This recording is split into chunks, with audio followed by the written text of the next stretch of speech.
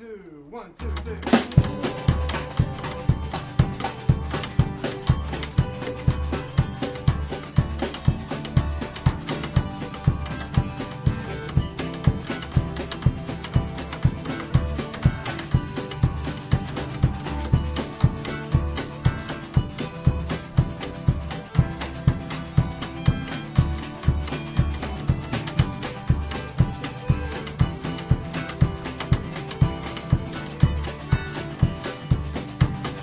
Hello, I'm David Foote, an organizer and activist with the Ithaca chapter of the Democratic Socialists of America.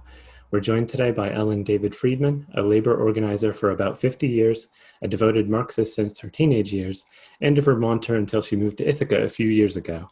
So the asterisk there was a comrade of Bernie Sanders since the 70s. Ellen is now a full-time passionate volunteer in the labor movement, primarily working through labor notes. Ellen, thank you for joining us. Great pleasure. Good to see you. So to start off our conversation today, can you talk a little bit about your philosophy, your thoughts on the need for organizing? What's the promise of a union, and what can working people gain by cooperating and planning together? Yeah, well, my sort of thoughts about organizing and this whole sphere of questions that you've posed um, is within the framework of actual existing capitalism, the system that we are all trapped within. And my concept from a very early age was that we were going to do best in the world if we paid attention to the real existing conditions instead of some fantasy, either what we love to see or being angry at what was actually going on. Pay attention to it, figure it out, and then figure out what is possible to transform within that system given all the historical conditions, so Marxism is a great asset in that worldview because it's got gives you a very practical study of the life cycle of capitalism, how it works, how it operates, what are its strengths, what are its weaknesses, and what are the options that people face within it. And I always took really seriously this, notion from Marx that we do get to make history, but not under conditions of our own choosing. So in deciding to become a labor organizer early on in my life, in the early 1970s, it was because two things. One, I very much believed that under conditions of capitalism, the only way that we really challenge and build power that can challenge both capitalists and the system as a whole is if we organize in the workplace, because that's where value is created. That's where profit is created. That's where value is taken from us and all workers every day and then turned into political and economic power that's used against us. So why not go right into the heart of the bullseye, or as Marx called it, the hidden abode of the workplace, and see what's possible to organize there. So I've always believed that that was an essential place of work and felt incredibly lucky to be able to find my way into that field.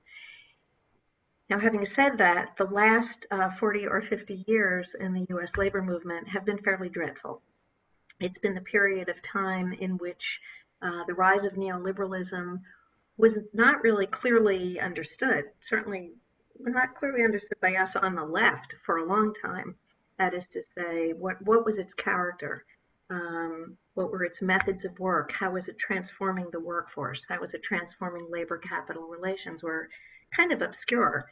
And many members of my generation who had come out of the student left or the new left in the 1960s fell away in the period of the 1980s and 90s and got, sorry to say, distracted by ideas that somehow if you just came up with really good, smart policy, good public policy for housing or for healthcare or for education, that you could deal with all the horrors and the degradations that neoliberalism was creating.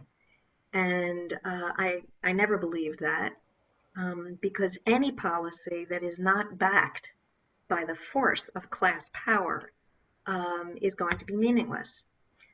And unfortunately, that's what we saw, really starting in the mid-70s onward, which is that the protections that we collectively had won in society after more than 100 years of really fierce kind of class struggle and class warfare.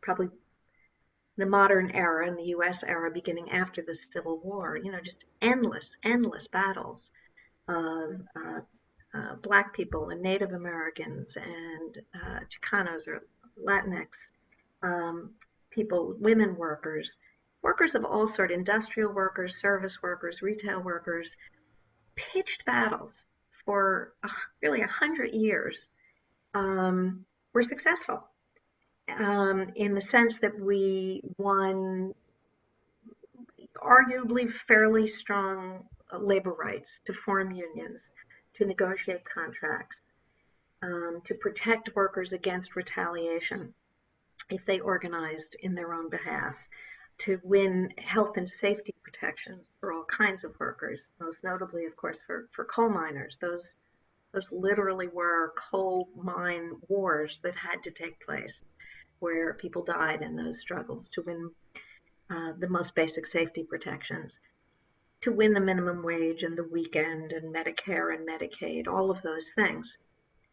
However, we came to the end of a period of great expansiveness, as I'm sure most of your listeners or watchers know, and that post-World War II period in which U.S. capitalism was able to distribute some goods to workers and to create a middle class, really became too expensive.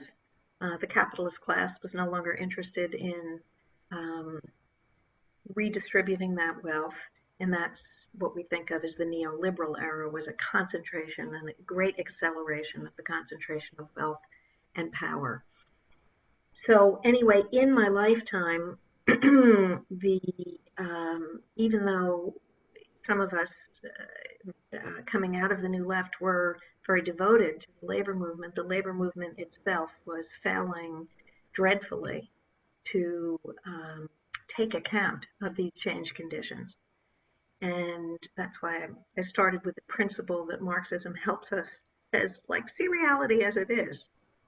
Kind of a little like Buddhism in that way, Let's just look at reality for what's really happening and then make a plan.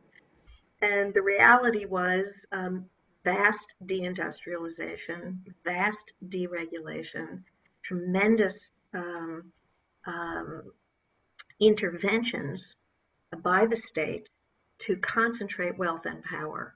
So beginning again in the 1980s was the rewriting of a tax code, which had been largely a fairly progressive tax code in the US since really World War I. And to rewrite it, as we understand, to protect wealth. That was very successful. To begin to starve government, public services, that was an explicit path of neoliberalism. To go after public sector workers fiercely, which has happened, which we continue to see to this very day. And to basically, break what arguably you could call the social contract with the American people. And unions, which should have been up on their hind legs screaming and yelling about this and going on massive strikes and engaging in all kinds of serious resistance, were not. They had been bought into a notion, again, this is part of the neoliberal kind of game plan, that what they should be doing is creating transactional relationships with the Democrats. And so that's more or less what happened. And unions became very hollow. I'm sad to say I witnessed this in my career, and separated from their own members. Members were really turned into kind of customers. Many people saw their union membership as being more like an insurance company, having an insurance policy in case something bad happened to them, as opposed to a place where they could come together for the purpose of learning what self-governance meant. So for me, to get back to the question of my philosophy, every worker needs a union. Doesn't matter, public sector, private sector, nonprofit, gig worker, doesn't matter. Um, Workers need unions not so much for negotiating for improved wages and benefits, that's important, but really because that's a space where workers can learn to listen to one another, treat one another with respect, which is not what the employer will ever do, and learn how to self-govern in forms of kind of radical participatory democracy. And we got to learn that if we want to challenge capitalism and take over the world. So anyway, that's been my love in the labor movement. That's what I've uh, tried to do in my work. Thank you. I can certainly vouch for the recent history you outlined as someone who was born in the 80s in the Rust Belt, Western Pennsylvania. I was in college before I even heard someone be skeptical of the idea that unions weren't dangerous. And every low-wage job I've ever had, we were trained from the first day that were given our name badge that this was something to be wary of. Absolutely. But of course, working with a socialist organization, talking with organizers, seeing people both from veteran organizing standpoints and young folks who are brand new to this idea of forming a union. It's been interesting to watch. As you mentioned, labor does have this rich history in our country that's been obscured and diluted over years of anti-union propaganda. Mm. Are there lessons we can learn from US or international labor movements, as well as the backlash that put us where we are? Yes, absolutely. There are many, many lessons. And it's pretty interesting um, because, really when you read history, what it's easy to see is that the political economic backstory at any moment in history will create certain conditions which result in a certain kind of not uniform, but a certain generalized response. This is not a big shock. Um, but we can see that the last major resistance to capitalism on what we could call a global scale was in the late 1960s and early 1970s. And, some Marxist scholars would agree that that was because the stage of capitalism at which the US uh, political economic class was at the center um, was had exhausted itself. It was coming to its end, which is what every cycle of capitalism does, and that there was going to be a pretty rocky ride for some period of time as the decline settled in and the next center of global capital would appear. Now, at the time, you know, we weren't, the outcome wasn't really obvious because it was a bipolar, it was really a kind of a tripolar world, I guess. So you had the communist bloc, Soviet Union, China, Vietnam, Cuba, the Eastern European countries. You had the capitalist bloc, North America, much of the EU, Western Europe, and so on, and the non-aligned nations, parts of Latin America, Africa, parts of Asia. But with the collapse of the communist sphere, first the Soviet Union and then China, um, the US, the world becoming a single single capitalist enterprise, really. I mean, there are pockets where Western capital has not penetrated. But anyway, it appears as if the center really is moving to China. This is not a novel idea, obviously. Many people think this.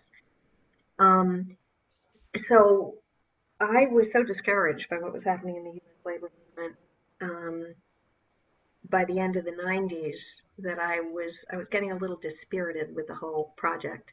And an opportunity came up in our lives to go to China and look around, and did so, and ended up spending 10 years living and working in China between 2005 and 2015. And I had, for half of each year, we would be in China and then we'd return to the US, my husband Stuart and I. And during that time, I got very involved in the labor movement at many different levels. I was able to teach labor studies at university and worked with the grassroots movement and little tiny worker centers, with the trade union, which is, that was quite a trip. It's a department of government, has purportedly 300 million members, but, nobody knows actually they're a member of the union. And got involved with labor scholars and labor journalists and so on. And here's what happened. I thought it seemed very exotic. I had no idea what was going on. I mean, it took me really years to figure out just what was the world I was looking at there. And then it gradually began to come into focus. And every year when I came back, I said, oh, this is where we're all moving. And that's what's happened. So many, many features of what we would have to call a post-neoliberal world. I don't know if there's a name for it yet, but whatever the next cycle of capitalism is going to have Chinese characteristics. Already does.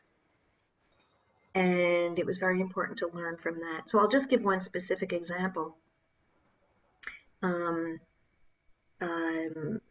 One of the things I was totally overwhelmed by in my early days in China was, there's a huge migrant worker population, Chinese peasants having moved into the cities starting really in the 1990s, and working in sweatshop factories initially in the coast, but now, of course, it's spread into the inland provinces.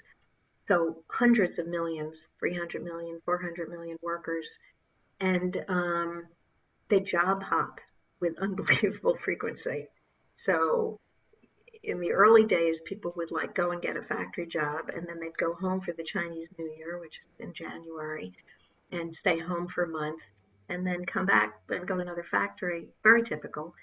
But also, if you went to a factory and you didn't like the food that was served in the canteen, or your boss was too mean, or the hours of overtime were too long, or there was no air conditioning in your factory or whatever, you just leave. And I didn't understand how you could organize a union or organize just any workers' organization with that much instability. I'm still not sure I know the answer to that question, but what I do know is that that's a lot more what our workforce looks like now. And this constant flux in and out of low-wage jobs. And here, there are service, logistics, retail, even professional level jobs, and the amount of gig working that's going on. So one thing I would say is that the labor movement is already confronted with a question about what do we do with a labor market that capitalism has remade. I mean, capitalism always makes new labor markets. That's what it does. And this one is not going to be organized in the way the last labor market was. It's not like guys who are getting factory jobs and they work the same job for 30 years and they get their paycheck and go home, buy a house and have a pension. It's not. And so how do workers organize under conditions of this kind of constant insecurity and precariousness is a question we have to answer. Thank you. Yeah, I was partway through asking that one when I realized, this is a topic that there's libraries of research and analysis about. So we'll certainly keep thinking and talking about it. So the last thing, Alan, that I wanted to talk about today is a national project that both of us have had some involvement with, the Emergency Workplace Organizing Committee. So to just speak from my own experience and my own knowledge of it, it's a large-scale project coordinated by the Democratic Socialists of America, as well as United Electrical, Radio, and Machine Workers of America. And this was formed with the purpose of sharing resources, networks, and training, like some of the questions you talked about, some of the ways to frame workplace organizing. making these available for people who are trying to make demands in their workplace related to the COVID-19 crisis. So this could be demands for protective equipment, hazard pay, adequate staffing, paid leave, or even a union drive. If folks who are watching are interested, you can find details at workerorganizing.org. That's workerorganizing.org, where really anyone who's looking to address problems in their workplaces can find organizing resources, sign up for training sessions, and potentially link up with a union organizer to talk one-on-one. So that was a quick summary. What else would you say about this EWOC for someone who's curious? Yeah, no, it's a great description, David. So this EWOC project is so experimental. It is such a lovely and bold and confident experiment that just blossomed at a moment when it was needed. And DSA was kind of the perfect platform for it, in a sense that DSA had attracted many, obviously, thousands of people in the last couple of years, particularly. Um, a significant number of whom see the workplace as a place where leftists should pay attention. Not everybody in DSA, obviously, but a really healthy percentage. And so the idea was, well, let's throw up a platform where workers who are looking for some help can log in. It's very simple. You just fill out a little form, you get onto a spreadsheet, and I don't know, like in the first couple of weeks, there were like hundreds and hundreds logged in with a question or request for help. So then the question was, well, what are we going to do with all of them? How are we going to help them all? Because this is not the kind of work that typical union organizers do. Like many union organizers work in a much more narrow frame. Like they try and help people organize a union that's recognized by the labor board, and then bargain a contract, and then file and process grievances and arbitrations. Very formal, legalistic processes. So you're not going to probably find lots and lots of union organizers who are, working, that are going to give a lot of time to this. There are a few, veterans like myself, some of the people who have been around doing this for a long time are retired and love the labor movement. So a bunch of us have volunteered. But what we found pretty quickly was the need to really help people learn how to become organizers quickly. So there is a great intake process, and now people are sort of sorted out. Like every day, there'll be people on this Slack thread saying, "We need someone to talk to an Amazon warehouse worker in Idaho who's like they're not giving them any PPE and blah blah blah." So it's all kinds of workers that come in, and they get an initial intake or an initial assessment. Sometimes they just have a quick question and you can answer it. And other times they are kind of advanced to someone else who will help them try and figure out whether there's any potential for organizing in their workplace, either organizing a campaign or organizing a union. And if there's some potential for that, they would get passed on to somebody who will help guide them through that process. So it does feel like it is a very accelerated process for getting people into the labor movement and helping them learn stuff. There's a great 6-week training program that's been developed. I think you've been through it, David, I believe, and I don't know the number, but some hundreds of people have already been through it. I actually met with the training team yesterday and heard a little more from them about what they do. So and they are constantly adapting and changing what they do to meet the needs as they see them. So it's really quite exhilarating. It's kind of free form. It's been evolving a lot since it got started in March or April, and nobody knows exactly where it will go. Some of these leads are going to existing unions, to UE, as you mentioned, or sometimes to other unions if that's appropriate, to actually have campaigns. And in other cases, it's more like a single fight. You have a fight with the boss and try and win something, and then you're done. But what a great way to help get people introduced to the idea of power. So I'm quite excited about it. Me too. Thank you. Um, so this has been Ithaca, Democratic Socialists of America presents with guest Ellen David Friedman, longtime labor organizer. We talked about history, the present, international issues, both theory and practice. Are there any closing thoughts you'd like to share? No, just delighted, delighted that we are at a moment in history where so many people hopefully can find a beloved community in this work. Yes, I agree. Thank you so much for joining us, and I hope you have a good day. Thanks so much. That was Ithaca DSA Chair David Foote interviewing labor organizer Ellen David Friedman. In the last part, the interview was about the Emergency Workplace Organizing Committee, usually referred to as EWOC. Again, EWOC can be reached at workerorganizing.org. All one word, workerorganizing.org. And you can find Ithaca Democratic Socialists of America at ithacadsa.org. That's ithacadsa.org. 1, 2, 1, 2, 3.